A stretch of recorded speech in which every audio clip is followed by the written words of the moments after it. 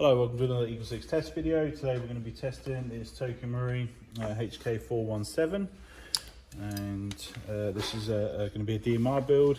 Just for testing purposes, we're going to be running on full auto just so we can get a decent amount of rounds down range, but then we're obviously going to lock it to single shot. This one's a UK build.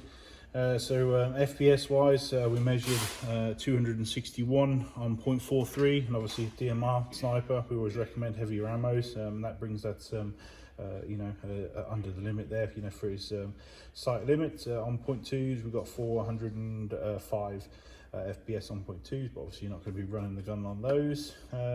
So internal build was a level 8, so basically that's all the Prometheus internal parts: piston head, obviously gears, bearings, spring guide, all the internal parts, air nozzle, tappet plate, all replaced, with the Prometheus ones.